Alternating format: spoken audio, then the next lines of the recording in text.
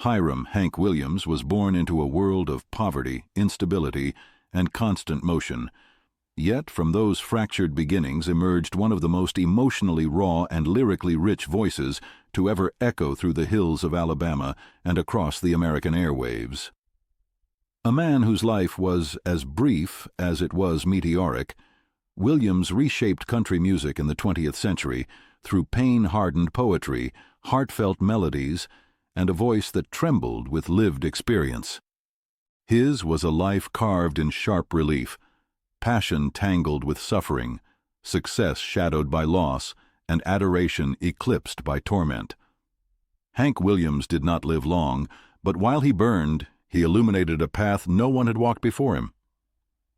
Born on September 17, 1923, in Mount Olive, Alabama, Hank was the third child of Alonzo and Jessie Lilybell "Lily" Williams.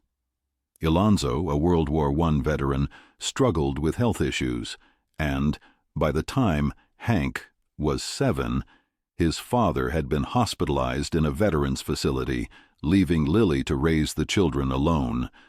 The family lived in poverty, frequently moving across southern towns, seeking security that never quite arrived.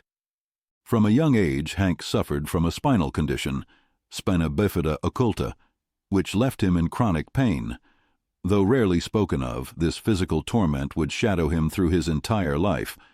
His early years were a mix of upheaval and resilience. While other boys ran across fields, Hank turned inward, nursing his pain and channeling it into music.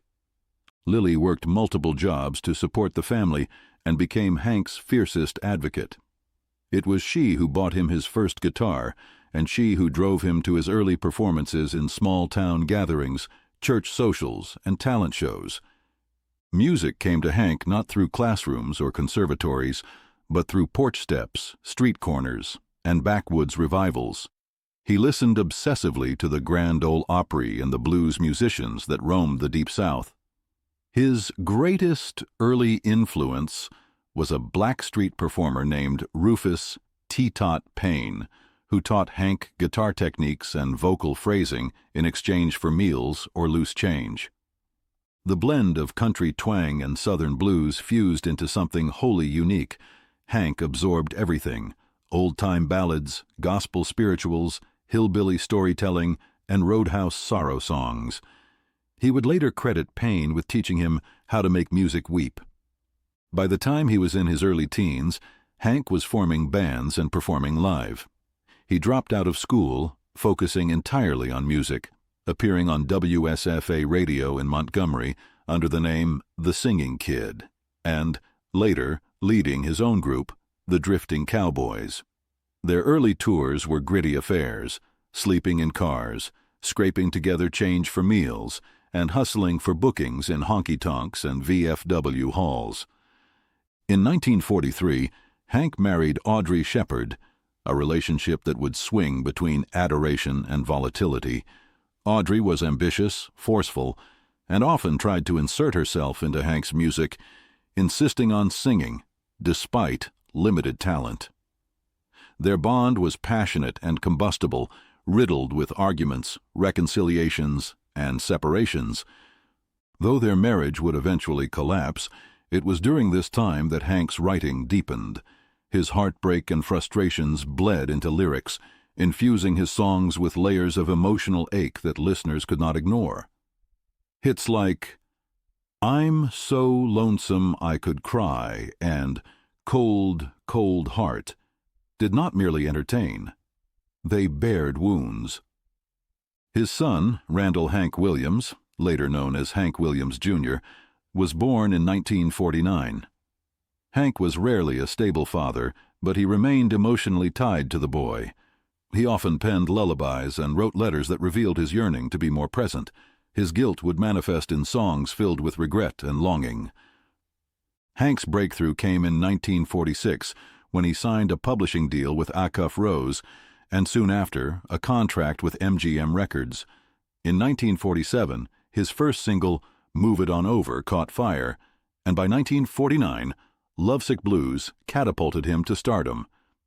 His performances at the Grand Ole Opry cemented his reputation as a rising star. He took the stage at Ryman Auditorium and received 6 encores on his debut night, an unprecedented response. Soon came a streak of hits that defined post-war American country music.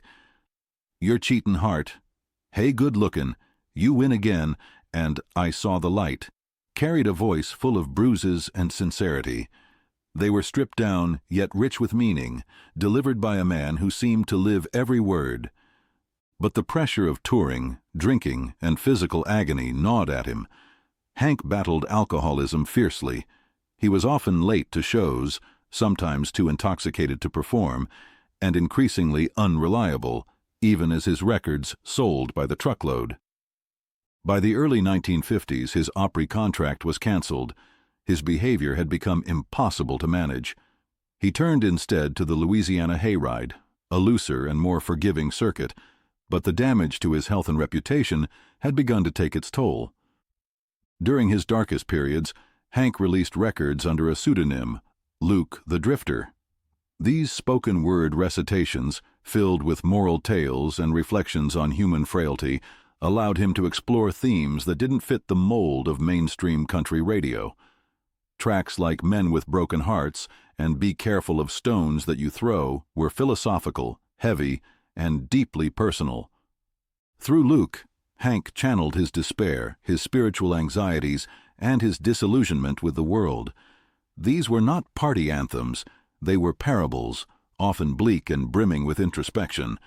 Though they didn't sell as widely as his hits, they became cult favorites and revealed an artist in deep conflict with himself.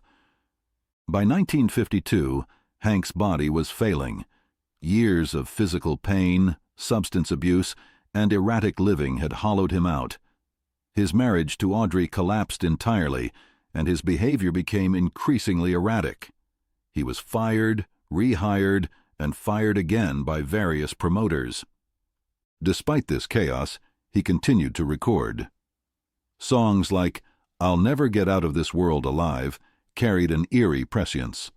He seemed to sense the closing of the curtain and often joked morbidly about his own end. In the summer of 1952, he remarried, this time to Billie Jean Jones, a Louisiana beauty queen. The wedding was a media event, staged at a municipal auditorium before thousands of ticketed fans. Though Hank genuinely seemed to care for her, his downward spiral accelerated. That December, he hired a college student named Charles Carr to drive him from Alabama to a New Year's Eve show in Canton, Ohio. Hank, suffering from back pain and drinking heavily, was also under the influence of morphine, chloral hydrate, and alcohol, a dangerous combination.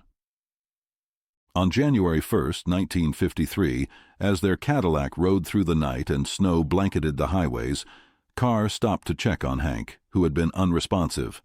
In Oak Hill, West Virginia, Carr pulled over and realized that the singer was no longer breathing. He had died in the back seat of the car, somewhere along the winding Appalachian roads. The cause was ruled heart failure, brought on by years of physical deterioration and chemical abuse. He was just 29 years old. News of Hank Williams's death spread like wildfire. Fans were devastated. In Montgomery, Alabama, over 20,000 people attended his funeral. Women wept openly, and hardened men clutched their hats as his coffin was lowered. Music luminaries lined up to pay respects, but for many, Hank had never felt like a star. He had been one of them, broken, but brilliant.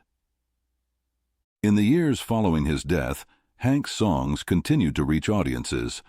Your Cheatin' Heart was released posthumously and became one of his most enduring hits.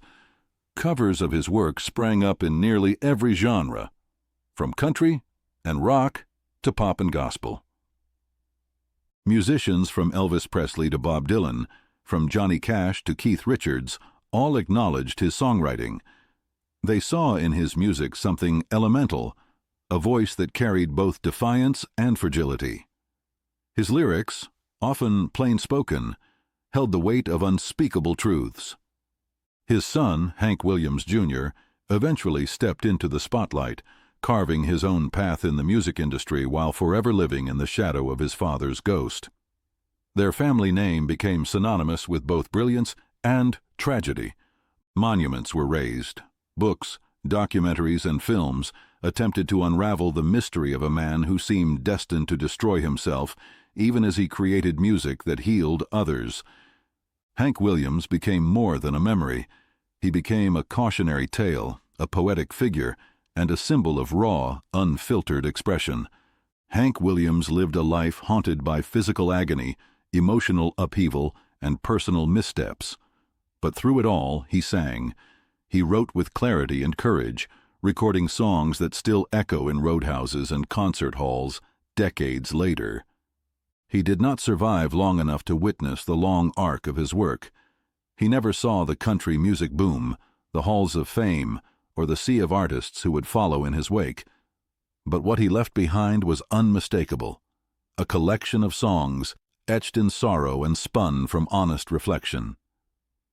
In the quiet corners of America, where heartbreak still strums through cheap radios, Hank's voice can be heard, not as a ghost, but as a companion, a man whose own heart may have failed, but whose music remains breathlessly alive.